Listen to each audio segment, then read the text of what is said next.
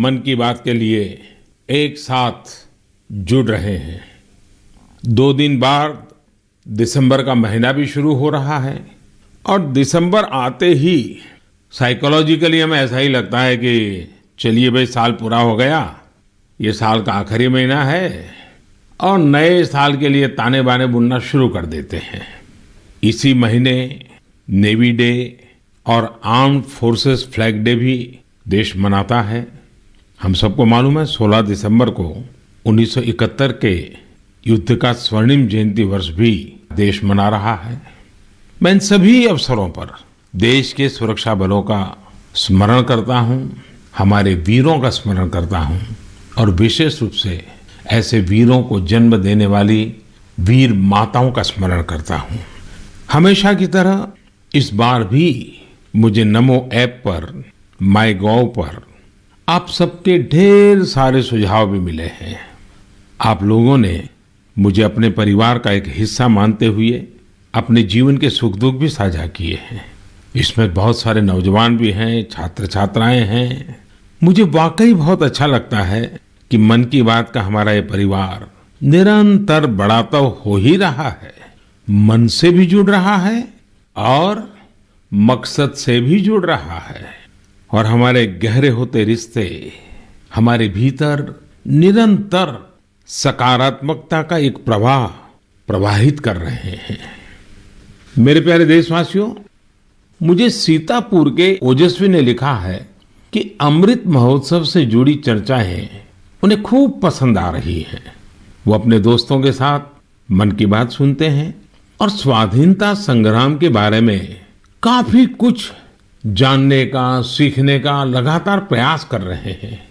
साथियों, अमृत महोत्सव सीखने के साथ ही हमें देश के लिए कुछ करने की भी प्रेरणा देता है और अब तो देश भर में आम लोग हों या सरकारें, पंचायत से लेकर के पार्लियामेंट तक अमृत महोत्सव की गूंज है और लगातार इस महोत्सव से जुड़े कार्यक्रमों का सिलसिला चल रहा है। ऐसा ही एक रोचक प्रोग्राम पिछले दिनों दिल्ली में हुआ। आजादी की कहानी, बच्चों की जुबानी। कार्यक्रम में बच्चों ने स्वाधीनता संग्राम से जुड़ी गाथाओं को पूरे मनोभाव से प्रस्तुत किया।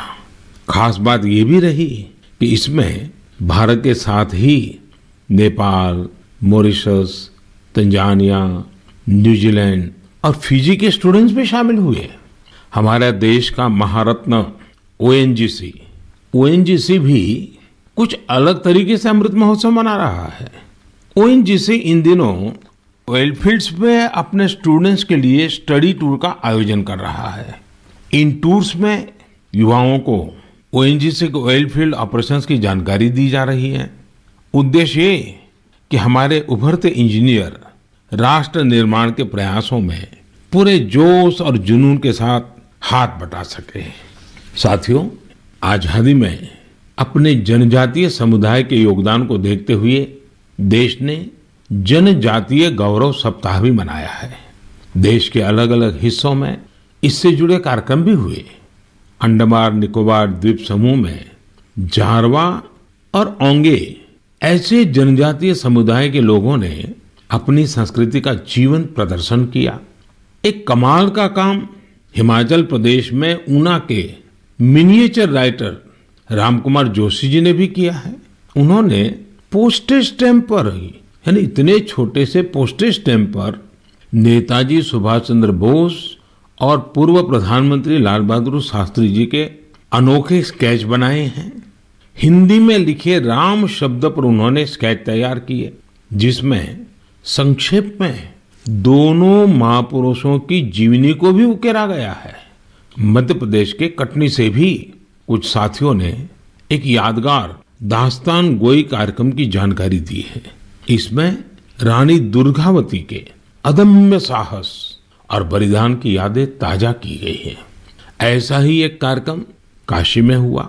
गोस्वामी तुलसीदास, संत कबीर, संत रैदास, भारतेंदु हरिश्चंद्र, मुंशी प्रेमचंद और जयशंकर प्रसाद जैसे महान विभूतियों के सम्मान में 3 दिनों के महोत्सव का आयोजन किया गया। अलग अलग कालखंड में इन सभी की देश की जन जागृति में बहुत बड़ी भूमिका रही है। आपको ध्यान होगा, मन की बात के पिछले एपिसोड्स के दौरान मैंने 3 प्रतियोगिताओं का उल्लेख किया था, कंपटीशन की बात कही थी। एक, देशभक्ति के गीत लिखना, देशभक्ति से जुड़ी, आजादी के आंदोलन से जुड़ी घटनाओं की रंगोली बनाना और हमारे बच्चों के मन में भव्य भारत के सपने जगाने वाली लोरी लिखी जाए। मुझे आशा है कि इन प्रतियोगिताओं के लिए भी आप जरूर एंट्री भी भेज चुके होंगे, योजना भी बना चुके होंगे और अपने साथियों से चर्चा भी कर चुके होंगे। मुझे आशा है बढ़ चढ़ करके हिंदुस्तान के हर कोने में इस कार्यक्रम को आप जरूर आगे बढ़ाएंगे। मेरे प्यारे देशवासियों, इस चर्चा से अब मैं आपको सीधे वृंदावन लेकर चलता हूँ। वृंदावन के बारे में कहा जाता है कि ये भगवान के प्रेम का प्रत्यक्ष स्वरूप है। हमारे संतों ने भी कहा है, यह आशा धरी चित्त में, यह आशा धरी चित्त में, कहत जथा मति मोर, वृंदावन सुख रंग कौ, वृंदावन सुख रंग कौ, काहू न पायो और। यानी वृंदावन की महिमा हम सब अपने अपने सामर्थ्य के हिसाब से कहते जरूर हैं, लेकिन वृंदावन का जो सुख है, यहाँ का जो रस है, उसका अंत कोई नहीं पा सकता। वो तो असीम है। तभी तो वृंदावन दुनिया भर के लोगों को अपनी तरफ आकर्षित करता रहा है। इसकी छाप आपको दुनिया के कोने कोने में मिल जाएगी। पश्चिमी ऑस्ट्रेलिया में एक शहर है पर्थ। क्रिकेट प्रेमी लोग इस जगह से भली भांति परिचित होंगे, क्योंकि पर्थ में अक्सर क्रिकेट मैच होते रहते हैं। पर्थ में एक सेक्रेड इंडिया गैलरी, इस नाम से एक आर्ट गैलरी भी है। यह गैलरी स्वान वैली के एक खूबसूरत क्षेत्र में बनाई गई है और ये ऑस्ट्रेलिया की एक निवासी जगत तारिणी दासी जी के प्रयासों का नतीजा है। जगत तारिणी जी वैसे तो है ऑस्ट्रेलिया की, जन्म भी वहीं हुआ, लालन पालन भी वहीं हुआ, लेकिन 13 साल से भी अधिक समय वृंदावन में आकर के उन्होंने बिताया। उनका कहना है कि वे ऑस्ट्रेलिया लौट तो गई, अपने देश वापस तो गई, लेकिन वो कभी भी वृंदावन को भूल नहीं पाई। इसलिए उन्होंने वृंदावन और उसका आध्यात्मिक भाव से जुड़ने के लिए ऑस्ट्रेलिया में ही वृंदावन खड़ा कर दिया। अपनी कला को ही एक माध्यम बना करके एक अद्भुत वृंदावन उन्होंने बना लिया। यहाँ आने वाले लोगों को कई तरह की कलाकृतियों को देखने का अवसर मिलता है। उन्हें भारत के सर्वाधिक प्रसिद्ध तीर्थस्थलों वृंदावन, नवाद्वीप और जगन्नाथपुरी की परंपरा और संस्कृति की झलक देखने को मिलती है। यहाँ पर भगवान कृष्ण के जीवन से जुड़ी कई कलाकृतियां भी प्रदर्शित की गई हैं। एक कलाकृति ऐसी भी है जिसमें भगवान कृष्ण ने गोवर्धन पर्वत को अपनी छोटी उंगली पर उठा रखा है, जिसके नीचे वृंदावन के लोग आश्रय लिए हुए हैं।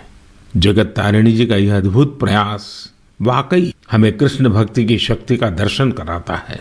मैं उन्हें इस प्रयास के लिए बहुत बहुत शुभकामनाएं देता हूं। मेरे प्यारे देशवासियों, अभी मैं ऑस्ट्रेलिया के पर्थ में बने वृंदावन के विषय में बात कर रहा था। ये भी एक दिलचस्प इतिहास है कि ऑस्ट्रेलिया का एक रिश्ता हमारे बुंदेलखंड के झांसी से भी है। दरअसल झांसी की रानी लक्ष्मीबाई जब ईस्ट इंडिया कंपनी के खिलाफ कानूनी लड़ाई लड़ रही थी, तो उनके वकील थे जॉन लैंग। जॉन लैंग मूल रूप से ऑस्ट्रेलिया के ही रहने वाले थे। भारत में रहकर उन्होंने रानी लक्ष्मीबाई का मुकदमा लड़ा था। हमारे स्वतंत्रता संग्राम में झांसी और बुंदेलखंड का कितना बड़ा योगदान है, ये हम सब जानते हैं।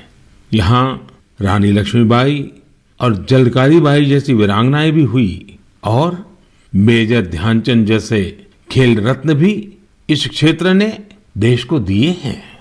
साथियों, वीरता केवल युद्ध के मैदान में ही दिखाई जाए ऐसा जरूरी नहीं होता। वीरता जब एक व्रत बन जाती है और उसका विस्तार होता है तो हर क्षेत्र में अनेकों कार्य सिद्ध होने लगते हैं। मुझे ऐसी ही वीरता के बारे में श्रीमती ज्योत्सना ने चिट्ठी लिखकर बताया है। जालौन में एक पारंपरिक नदी थी, नून नदी। नून यहाँ के किसानों के लिए पानी का प्रमुख स्रोत हुआ करती थी, लेकिन धीरे धीरे नून नदी लुप्त होने की कगार पर पहुंच गई। जो थोड़ा बहुत अस्तित्व इस नदी का बचा था, उसमें वो नाले में तब्दील हो रही थी। इससे किसानों के लिए सिंचाई का भी संकट खड़ा हो गया था। जालौन के लोगों ने स्थिति को बदलने का बीड़ा उठाया। इसी साल मार्च में इसके लिए एक कमेटी बनाई गई। हजारों ग्रामीण और स्थानीय लोग स्वतः स्फूर्त इस अभियान से जुड़े। यहाँ की पंचायतों ने ग्रामीणों के साथ मिलकर काम करना शुरू किया और आज इतने कम समय में और बहुत कम लागत में ये नदी फिर से जीवित हो गई है।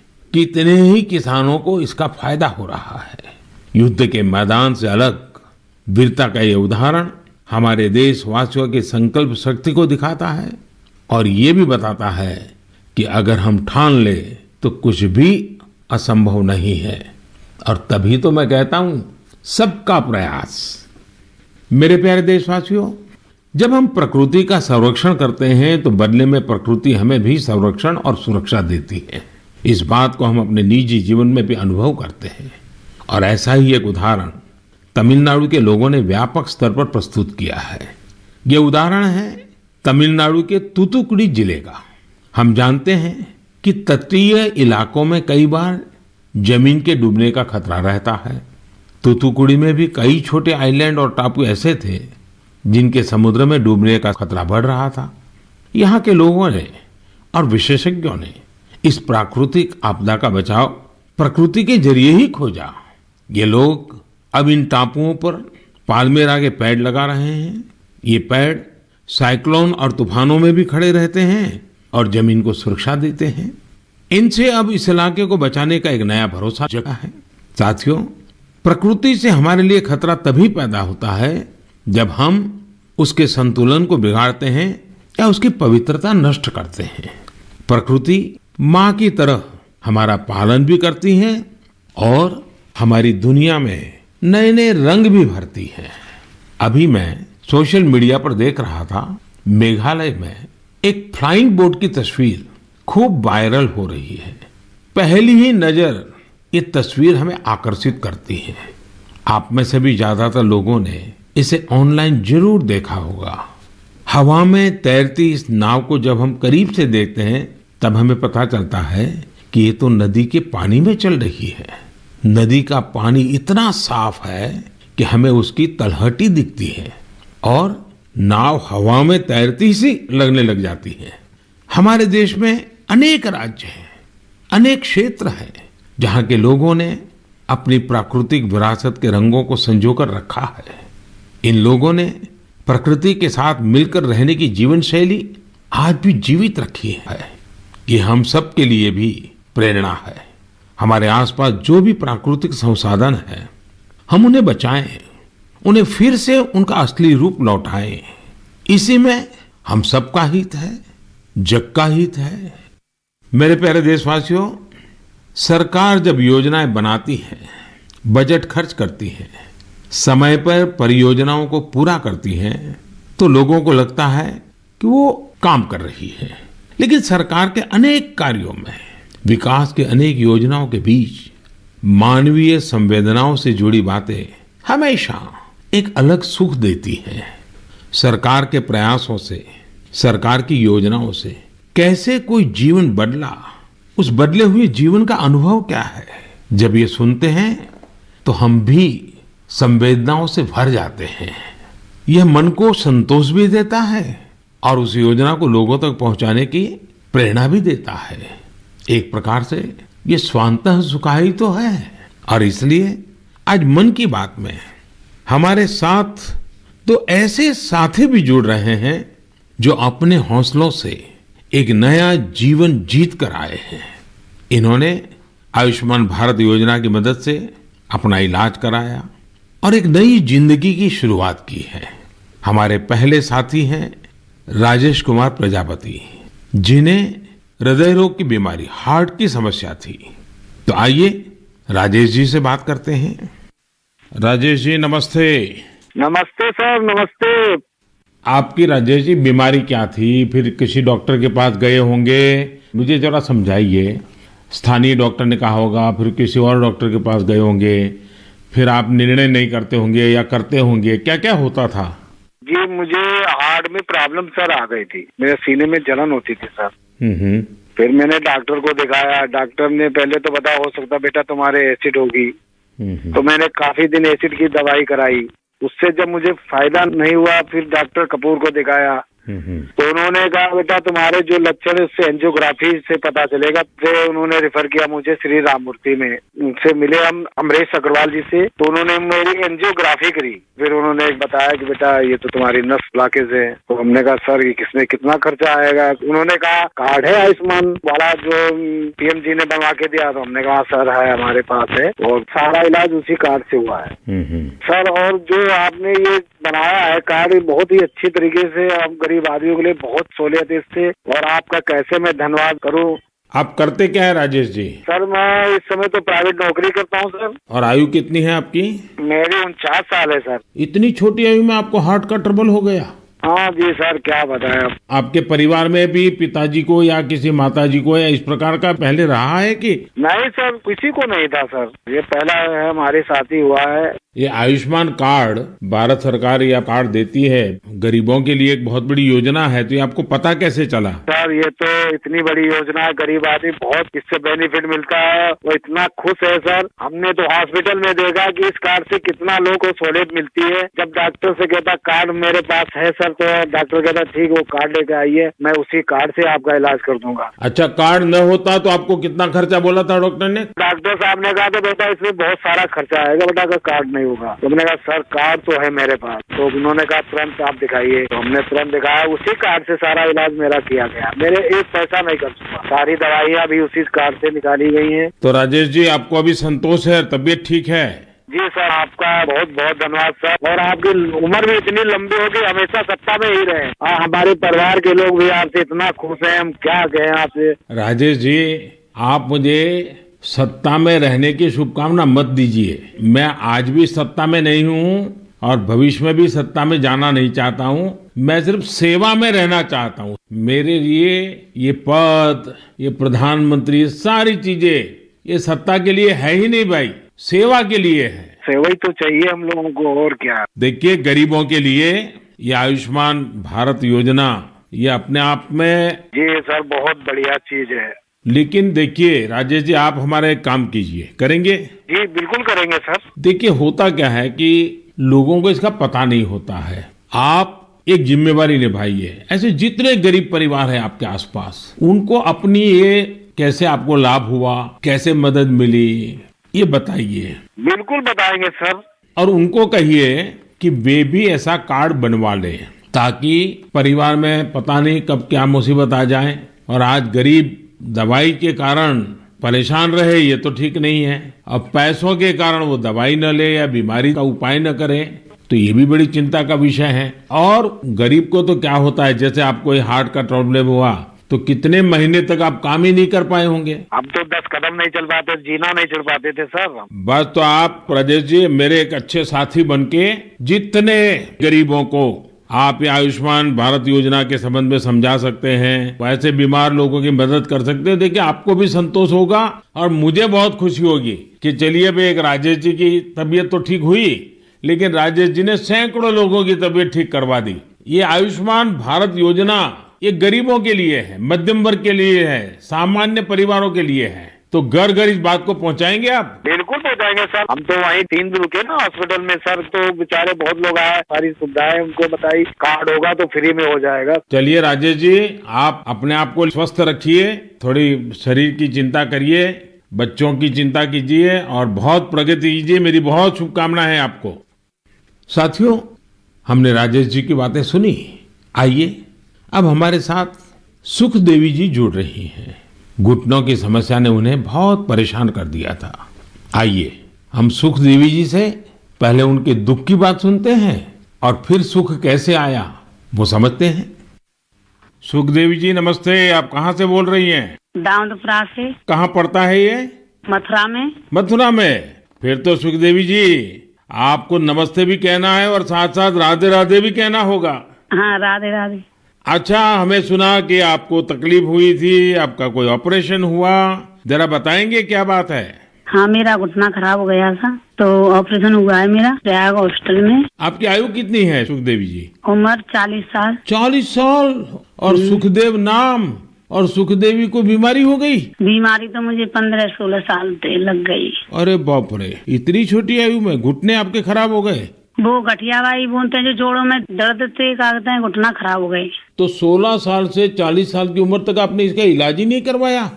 नहीं करवाया था, दर्द की दवाई खाते रहे, छोटे मोटे डॉक्टरों ने पे थे, देसी दवाई है, वैसी दवाई है, थैला छाप डॉक्टरों ने पे थे, उनसे घुटना चलवे पे ही खराब हो गई। 1-2 किलोमीटर पैदल चली मैं तो घुटना खराब हो गई मेरी। तो सुखदेव जी ऑपरेशन का विचार कैसे आया? उसके पैसों का क्या प्रबंध किया, कैसे बना ये सब? मैंने वो आयुष्मान कार्ड से इलाज करवाया है। तो मैंने। आपको आयुष्मान कार्ड मिल गया था? हाँ। और आयुष्मान कार्ड से गरीबों को मुफ्त में उपचार होता है, पता था? स्कूल में मीटिंग हो रही थी, माँ से हमारे पति को पता चला तो कार्ड बनवाया मेरे नाम से। हाँ। फिर इलाज करवाया कार्ड से और मैंने कोई पैसा नहीं लगाया, कार्ड से ये इलाज हुआ है मेरा, खूब बढ़िया इलाज हुआ है। अच्छा, डॉक्टर ने पहले अगर कार्ड न होता तो कितना खर्चा बताते थे? 2.5 लाख रुपए, 3 लाख रुपए। 6-7 साल से पड़ी हूँ खाट में, जी कहती थी ये भगवान मुझे ले तो मुझे नहीं जीना। 6-7 साल से खाट में थी? बाप रे बाप। हाँ। ओहो। बिल्कुल उठा बैठा नहीं जाते, बच्चे बैठाते। तो अभी आपका घुटना पहले से अच्छा हुआ है? खूब घूमती हूँ, फिरती हूँ, किचन का काम करती हूँ, घर का काम करती हूँ, बच्चों को खाना बना के देती हूँ। तो मतलब आयुष्मान भारत का कार्ड आपको सचमुच में आयुष्मान बना दिया। बहुत बहुत धन्यवाद, आपकी योजना की वजह से ठीक हो गई, अपने पैरों पे खड़ी हो गई। तब तो बच्चों को भी आनंद आता होगा। हाँ जी, बच्चों को तो बहुत ही परेशानी होती थी, अब माँ परेशान है तो बच्चा भी परेशान है। देखिए, हमारे जीवन में सबसे बड़ा सुख हमारा स्वास्थ्य ही होता है। ये सुखी जीवन सबको मिले, यही आयुष्मान भारत की भावना है। चलिए सुखदेवी जी, मेरी आपको बहुत बहुत शुभकामनाएं। फिर से एक बार आपको राधे राधे। राधे राधे, नमस्ते। मेरे प्यारे देशवासियों, युवाओं से समृद्ध हर देश में 3 चीजें बहुत मायने रखती हैं और वही तो कभी कभी युवा की सच्ची पहचान बन जाती है। पहली चीज है आइडियाज और इनोवेशन, दूसरी है जोखिम लेने का जज्बा और तीसरी है कैन डू स्पिरिट, यानी किसी भी काम को पूरा करने की जिद, चाहे परिस्थितियां कितनी भी विपरीत क्यों ना हो। जब ये तीनों चीजें आपस में मिलती हैं तो अभूतपूर्व परिणाम मिलते हैं, चमत्कार हो जाते हैं। आजकल हम चारों तरफ सुनते हैं स्टार्टअप स्टार्टअप स्टार्टअप।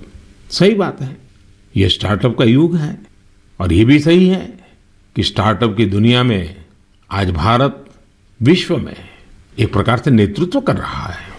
साल दर साल स्टार्टअप को रिकॉर्ड निवेश मिल रहा है। ये क्षेत्र बहुत तेज रफ्तार से आगे बढ़ रहा है।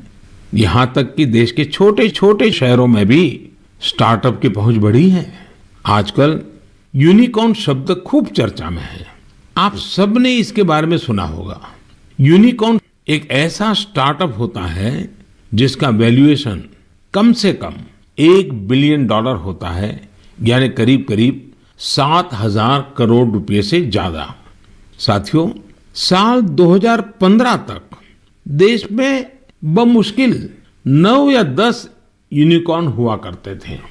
आपको ये जानकर बेहद खुशी होगी कि अब यूनिकॉर्न्स की दुनिया में भी भारत तेज उड़ान भर रहा है। एक रिपोर्ट के मुताबिक इसी साल एक बड़ा बदलाव आया है।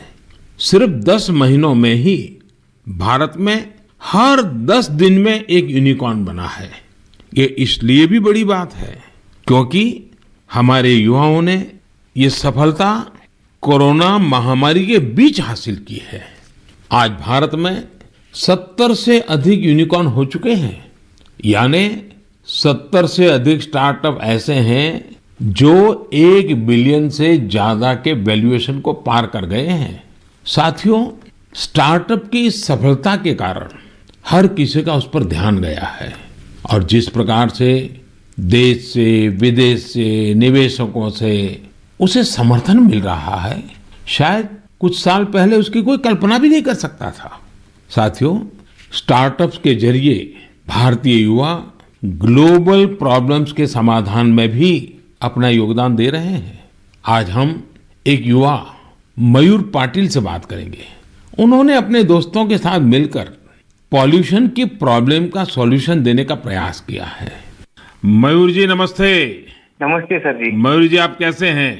बस बढ़िया सर, आप कैसे हो? मैं बहुत प्रसन्न हूँ। अच्छा मुझे बताइए कि आज आप कुछ स्टार्टअप की दुनिया में हैं। हाँ जी। और वेस्ट में से बेस्ट भी कर रहे हैं। हाँ जी। एनवायरमेंट का भी कर रहे हैं। थोड़ा मुझे अपने बारे में बताइए, कि काम के बारे में बताइए और इस काम के पीछे आपको विचार कहाँ से आया? तो जब कॉलेज में था तभी मेरे पास मोटरसाइकिल था जिसका माइलेज बहुत कम था और एमिशन बहुत ज्यादा था। वो 2 स्ट्रोक मोटरसाइकिल था। तो एमिशन कम करने के लिए और उसका माइलेज थोड़ा बढ़ाने के लिए मैंने कोशिश चालू किया था कुछ 2011-12 में, और उसका मैंने करीब 62 किलोमीटर पर लीटर तक माइलेज बढ़ा दिया था। तो वहां से मुझे ये प्रेरणा मिली कि कुछ ऐसा चीज बनाएं जो मास प्रोडक्शन कर सकते हैं, तो बाकी बहुत सारे लोगों को उसका फायदा होगा। तो 2017-18 में हम लोगों ने उसका टेक्नोलॉजी डेवलप किया और रीजनल ट्रांसपोर्ट कॉर्पोरेशन में हम लोगों ने 10 बसेस में वो यूज किया उसका रिजल्ट चेक करने के लिए, और करीब हम लोगों ने उसका 40% एमिशन उसका कम कर दिया बसेस में। अब ये टेक्नोलॉजी जो आपने खोजी है उसका पेटेंट वगैरह करवा लिया? हाँ जी, पेटेंट हो गया। ये साल में हमें पेटेंट ग्रांट होके आ गया। और आगे इसको बढ़ाने का क्या प्लान है आपका? किस प्रकार से कर रहे हैं? जैसे बस का रिजल्ट आ गया, उसके भी सारी चीजें बाहर आ गई होगी, तो आगे क्या सोच रहे हैं? सर, स्टार्टअप इंडिया के अंदर नीति आयोग से अटल न्यू इंडिया चैलेंज जो है वहाँ से हमें ग्रांट मिला, और वो ग्रांट के बेसिस पे हम लोगों ने अभी फैक्ट्री चालू किया जहाँ पे हम एयर फिल्टर्स का मैन्युफैक्चरिंग कर सकते हैं। तो भारत सरकार की तरफ से कितना ग्रांट मिला आपको? 90 लाख। 90 लाख। और उससे आपका काम चल गया? हाँ, अभी तो चालू हो गया है, प्रोसेस में है। आप कितने दोस्त मिलकर के कर रहे हैं सब? हम लोग 4 लोग हैं सर। और चारों पहले साथ में ही पढ़ते थे और उसी में से आपको एक विचार आया आगे बढ़ने का? हाँ जी, हम कॉलेज में ही थे, तो कॉलेज में हम लोगों ने ये सब सोचा, और ये मेरा आइडिया था कि मेरा मोटरसाइकिल का एटलीस्ट पोल्यूशन कम हो जाए और माइलेज बढ़ जाए। अच्छा, पोल्यूशन कम करते हैं, माइलेज बढ़ाते हैं, तो एवरेज खर्च कितना बचता होगा? सर, मोटरसाइकिल पे हम लोगों ने टेस्ट किया, उसका माइलेज होता 25 किलोमीटर पर लीटर, वो हम लोगों ने बढ़ा दिया 39 किलोमीटर पर लीटर। तो करीब 14 किलोमीटर का फायदा हुआ, और उसमें से 40% का कार्बन एमिशंस कम हो गया। और जब बसेस पे किया रीजनल ट्रांसपोर्ट कॉर्पोरेशन में, तो वहां पे 10% फ्यूल एफिशिएंसी इंक्रीज हुआ, और उसमें भी 35-40% एमिशंस कम हो गया। मयूर, मुझे अच्छा लगा आपसे बात करके, और आपके साथियों को भी मेरी तरफ से बधाई दीजिए कि कॉलेज लाइफ में खुद की जो समस्या थी उस समस्या का समाधान भी आपने खोजा, और अब उस समाधान में से जो रास्ता चुना उसने पर्यावरण की समस्या को एड्रेस करने के लिए आपने बीड़ा उठाया। और ये हमारे देश के युवाओं का ये सामर्थ्य ही है कि कोई भी बड़ी चुनौती उठा लेते हैं और रास्ते खोज रहे हैं। मेरी तरफ से आपको बहुत शुभकामनाएं हैं। बहुत बहुत धन्यवाद। Thank you sir, thank you. साथियों, कुछ सालों पहले यदि कोई कहता था कि वो बिजनेस करना चाहता है या एक कोई नई कंपनी शुरू करना चाहता है, तब परिवार के बड़े बुजुर्ग का जवाब होता था, तुम नौकरी क्यों नहीं करना चाहते? नौकरी करो ना भाई। अरे नौकरी में सिक्योरिटी होती है, सैलरी होती है, झंझट भी कम होती है। लेकिन आज यदि कोई अपनी कंपनी शुरू करना चाहता है तो उसके आसपास के सभी लोग बहुत उत्साहित होते हैं और इसमें उसका पूरा सपोर्ट भी करते हैं। साथियों, भारत की ग्रोथ स्टोरी का यह टर्निंग पॉइंट है, जहां अब लोग सिर्फ जॉब सीकर्स बनने का सपना नहीं देख रहे, बल्कि जॉब क्रिएटर्स भी बन रहे हैं। इससे विश्व मंच पर भारत की स्थिति और मजबूत बनेगी। मेरे प्यारे देशवासियों, आज मन की बात में हमने अमृत महोत्सव की बात की। अमृत काल में कैसे हमारे देशवासी नए नए संकल्पों को पूरा कर रहे हैं, इसकी चर्चा की। और साथ ही दिसंबर महीने में सेना के शौर्य से जुड़े हुए अवसरों का भी जिक्र किया। दिसंबर महीने में ही एक और बड़ा दिन हमारे सामने आता है जिससे हम प्रेरणा लेते हैं। ये दिन है 6 दिसंबर को बाबा साहब आम्बेडकर की पुण्यतिथि। बाबा साहब ने अपना पूरा जीवन देश और समाज के लिए अपने कर्तव्यों के निर्वहन के लिए समर्पित किया था। हम देशवासी ये कभी न भूलें कि हमारे संविधान की मूल भावना, हमारा संविधान हम सभी देशवासियों से अपने अपने कर्तव्यों के निर्वहन की अपेक्षा करता है।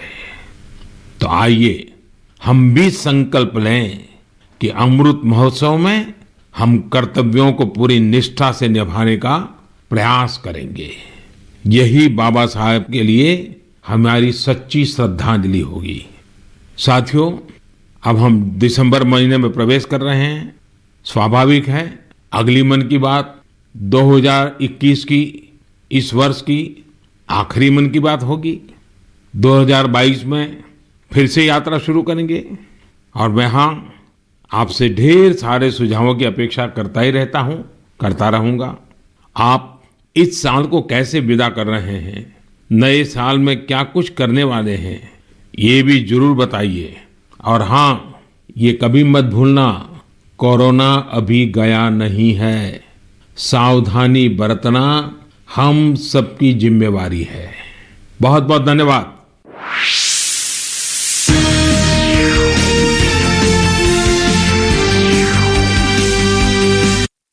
माननीय प्रधानमंत्री के प्रसारण के तुरंत बाद मन